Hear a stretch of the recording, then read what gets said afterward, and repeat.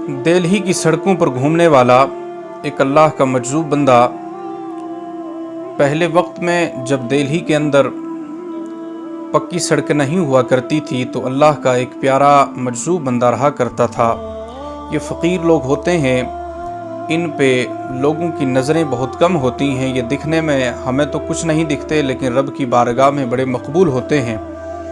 वो अल्लाह का एक मजज़ूब बंदा दिल्ली में रहा करता था, रोडों में घूमा करता था। एक दिन ऐसा हुआ कि बारिश का मौसम था और बारिश हो गई तो जाहिर सी बात है कि जब सड़कें कच्ची होंगी, सड़कों पे मट्टी होगी तो कीचड़ हो जाएगा, गारा हो जाएगा। तो अल्लाह का मजज़ूब बंदा उस बारिश जब हुई तो बारिश के बाद उस रोड के सड़कों पर जब वो चलने लगा तो उनके पाँव में लकड़ी की जूती पहनी हुई थी। पहले दौर में लकड़ी की जूती हुआ करती थी, वो पहने हुए थे। तो वो रोड में चल रहे थे कि रोड के किनारे पर एक लड़का और लड़की जैसे कि आशिक और माशूक बैठकर अपने गुफ्तगू कर रहे थे। वो अल्लाह का नेक बंदा अल्लाह का जिक्र करते करते वहाँ से जब गुज़रा तो कीचड़ में उनका पाँव पड़ा तो कुछ हल्की सी एक दो छींटें उनके पाँव के कीचड़ में जाने की वजह से उठी और जाकर उस लड़की के रुखसार पर पड़ी। तो वो जो लड़का साथ में बैठा था तो उसको ये बात बहुत बुरी लगी। वो दौड़ता हुआ आया तो उस अल्लाह के बंदे के मुंह पर ज़ोरदार तमाचा मारा और कहने लगा कि आपने मेरी महबूबा के चेहरे पर मट्टी डाल दी, आपने देखा नहीं, देख कर चला करें। वो मुस्कुराए और चल दिए। थोड़ा सा आगे जाते हैं और जाने के बाद वहाँ पर एक बंदा गरम गरम मिठाई बना रहा है और उसने कहा, फ़कीर ये दूध भी गर्म ले लें और ये गर्म मिठाई ले लें आप, तो ये आप खा लें। तो वो एक हाथ में गर्म दूध का प्याला है, एक हाथ में मिठाई है। तो अल्लाह का मजज़ूब बंदा रब से बातें करने लगा और मुस्कुराने लगा कि परवरदिगारे आलम, तेरी कुदरत के करिश्मे कैसे निराले हैं, तेरी शायान शान में क्या बयान करूं। कभी तू किसी से थप्पड़ मरवाता है और कभी गर्म दूध और मिठाई खिलाता है।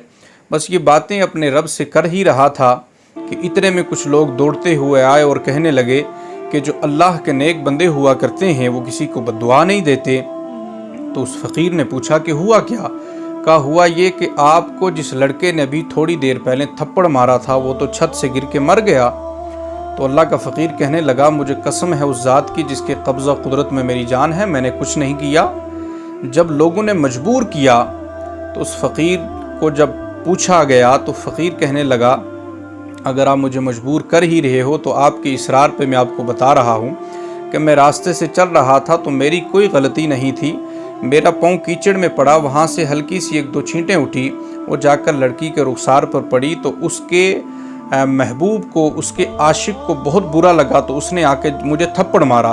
तो फ़कीर ने जो बात कही, खुदा की कसम ईमान वालों आप झूम जाओगे सुनकर। फ़कीर कहने लगा, वो अल्लाह का मजज़ूब बंदा, कि जब मेरे पाँव कीचड़ में पड़ने की वजह से छींटे उठे तो लड़की के रुखसार पर पड़े तो उसके आशिक को जब बुरा लगा तो उसने आके जब मेरे मुंह पर तमाचा मारा तो फिर मेरे आशिक को बुरा लगा, फिर मुझसे मोहब्बत करने वाले को बुरा लगा। तो उसकी ताकत ये थी कि उसने मुझे थप्पड़ मारा तो मेरे महबूब को, मुझ पर करम फरमाने वाले रब को जो ताकत थी तो उसने वो किया। तो इसलिए कहने का मकसद ये है कि ईमान वालों किसी को भी हकीर न समझें। ये रोडों पर चलने वाले जो फ़कीर हुआ करते हैं, शायद कि हमारी नज़र में बहुत हकीर लोग हमें नज़र ना आएँ, लेकिन क्या पता ये रब की बारगाह में कितने मकबूल हों। तो इसलिए कोई भी आपके यहाँ आए, आपके घर में आए या रास्ते में या गाड़ियों में आपको मिले तो अगर आप किसी को कुछ नहीं भी दे सकते लेकिन उससे बेइज्जती न करें, उसकी इज़्ज़त को पामाल न करें और उसकी दिल आज़ारी न करें। क्या पता आप उनकी दिल आज़ारी करेंगे, उनके दिल से कोई बद्दुआ निकल जाए आपके लिए, तो आपकी दुनिया आखिरत जो है वो तबाह हो जाए। इसलिए फ़कीरों से ना उलझा करो। फ़कीर कोई भी हो, फ़कीर फ़कीर हुआ करता है।